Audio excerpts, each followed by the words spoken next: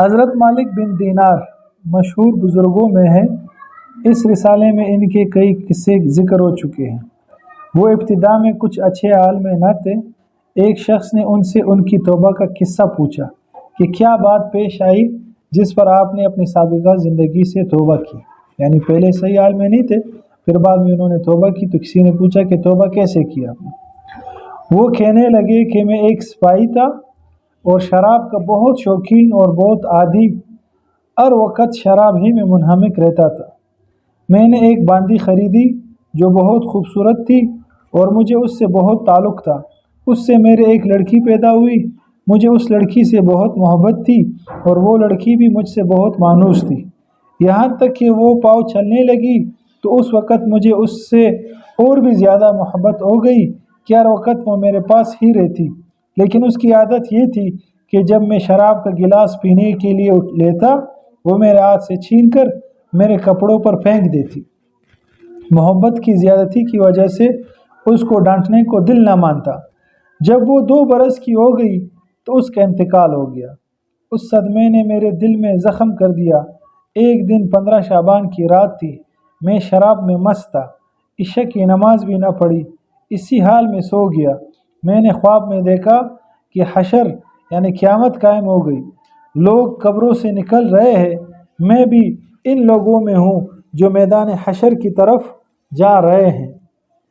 میں نے اپنے پیچھے کچھ آہٹ سی سنی، میں نے جو مڑ کر دیکھا تو ایک بہت بڑا کالا اژدہا سانپ یعنی کہ میرے پیچھے دوڑا ہوا آ رہا ہے۔ اس کی کیری آنکھیں ہیں، منہ کھلا ہوا ہے اور بے تحاشا میری طرف کو دوڑا ہوا آ رہا ہے۔ میں نے اس کے ڈر سے گھبرا کر خوف زدہ زور سے بھاگ رہا ہوں اور وہ میرے پیچھے بھاگا چلا آ رہا ہے۔ سامنے مجھے ایک بوڑھے میاں نہایت نفیس لباس، نہایت مہکتی ہوئی خوشبو ان میں سے آ رہی ہے ملے۔ میں نے ان کو سلام کیا، انہوں نے جواب دیا۔ میں نے ان سے کہا خدا کے واسطے میری مدد کیجیے۔ وہ کہنے لگے کہ میں ضعیف آدمی ہوں، یہ بہت قوی ہے، یہ میرے قابو کا نہیں ہے، لیکن تو آگے چلا جا، شاید آگے کوئی چیز ایسی مل جائے جو اس سے نجات کا سبب بن جائے۔ بے تحاشا بھاگا جا رہا تھا، مجھے ایک ٹیلا نظر آیا، میں اس پر چڑھ گیا، مگر وہاں چڑھتے ہی مجھے جہنم کی دہکتی ہوئی آگ اس ٹیلے کے پرے نظر آئی۔ سمجھ آ گئی بات؟ جو مٹی کا ایک وہ ہوتا ہے ٹیلا، اس پہ جب چڑھے تو وہاں اس طرف جہنم کی آگ نظر آئی۔ اس کی دہشتناک صورت اور اس کے منظر نظر آئے۔ ان سب حالات کے دیکھنے کے باوجود اس سانپ کی اتنی دہشت مجھ پر سوار تھی اور ایسی طرح بھاگا جا رہا تھا کہ میں قریب ہی تھا کہ جہنم کے گڑھے میں جا پڑوں۔ اتنے میں ایک زور کی آواز مجھے سنائی دی، کوئی کہہ رہا ہے پیچھے ہٹ، تو ان جہنمی لوگوں میں سے نہیں ہے۔ میں وہاں سے پھر پیچھے کو دوڑا، وہ سانپ بھی میرے پیچھے کو آیا، مجھے پھر وہ بڑے میاں سفید لباس نظر پڑے۔ میں نے ان سے پھر کہا کہ میں نے پہلے بھی درخواست کی تھی کہ اس سانپ سے کسی طرح بچائیے، آپ نے قبول نہ کیا۔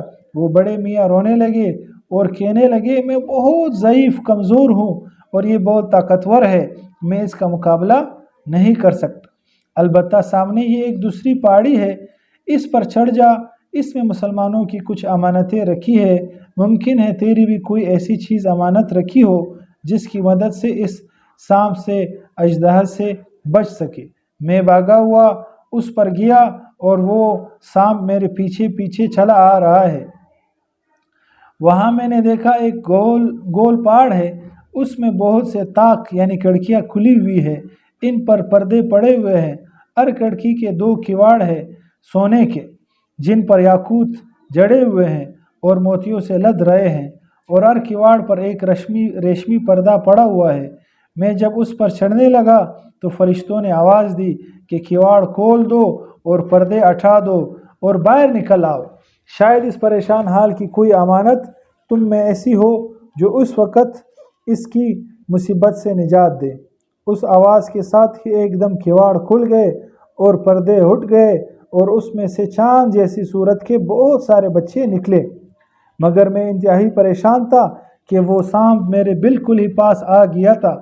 اتنے میں وہ بچے چلانے لگے، ارے تم سب جلدی نکلو، وہ سانپ تو اس کے پاس ہی آ لیا۔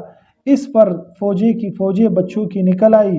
ان میں اچانک میری نگاہ اپنی اس 2 سالہ بچی پر پڑ گئی جو مر گئی تھی۔ وہ مجھے دیکھتی ہی رونے لگی اور کہنے لگی، خدا کی قسم یہ تو میرے ابا جان ہے۔ اور یہ کہتے ہی تیر کی طرح کود کر ایک نور کے پلڑے پر چڑھ گئی اور اپنے بائیں ہاتھ کو میرے دائیں ہاتھ کی طرف بڑھایا۔ میں جلدی سے اس سے لپٹ گیا اور اس نے اپنے دائیں ہاتھ کو اس سانپ کی طرف بڑھایا اور وہ فوراً پیچھے کو بھاگنے لگا، یعنی ہاتھ کا اشارہ کیا ایسے، وہ پیچھے بھاگ گیا۔ پھر اس نے مجھے بٹھایا اور خود میری گود میں بیٹھ گئی اور اپنے دائیں ہاتھ کو میری داڑھی پر پھیرنے لگی اور کہنے لگی، میرے ابا جان، الم یأن للذین آمنوا، سورہ حدید کی آیت ہے جس کا ترجمہ یہ ہے، کیا ایمان والوں میں سے جو لوگ گناہوں میں مبتلا رہتے ہیں ان کے لیے اس بات کا وقت ابھی تک نہیں آیا کہ ان کے دل اللہ کے ذکر کے واسطے اور اس حق بات کے واسطے جو ان پر نازل ہوئی ہے جھک جائے۔ یعنی یہ کہہ رہے کہ جو لوگ گناہوں میں مبتلا ہے کہ کیا ابھی تک وقت نہیں آیا کہ وہ توبہ کر لے اور اپنے گناہوں سے ہٹ جائے اور اللہ کی طرف جھک جائے۔ اس میں ہمارے لیے بھی ہے کہ ہم جو گناہ کر رہے ہیں کیا اب تک وقت نہیں آیا، کب ہم توبہ کریں گے؟ اس کی یہ بات سن کر میں رونے لگا اور میں نے پوچھا، کیا بیٹی تم سب قرآن شریف کو جانتی ہو؟ وہ کہنے لگی کہ ہم سب قرآن شریف کو تم سب سے زیادہ جانتے ہیں۔ میں نے پوچھا، بیٹی یہ سانپ کیا بلا تھی جو میرے پیچھے لگ گئی تھی؟ اس نے کہا، یہ آپ کے برے اعمال تھے، آپ نے اس کو اپنے گناہوں سے اتنا طاقتور کر دیا کہ وہ آپ کو اب جہنم میں کھینچ کر ڈالنے کی فکر میں تھا۔ میں نے پوچھا، وہ سفید پوش ضعیف کمزور بزرگ کون تھے؟ کہنے لگی، وہ آپ کے نیک اعمال تھے جن کو آپ نے اتنا کمزور کر دیا کہ اس سانپ کو آپ سے دور نہ کر سکے، البتہ اتنی مدد بھی کر دی کہ بچنے کا راستہ بتا دیا۔ میں نے پوچھا کہ بیٹی تم اس پہاڑ میں کیا کرتی ہو؟ کہنے لگی کہ ہم سب مسلمانوں کے بچے ہیں، قیامت تک ہم یہاں رہیں گے، آپ کے آنے کے منتظر ہیں، جب آپ سب آئیں گے تو ہم سفارش کریں گے۔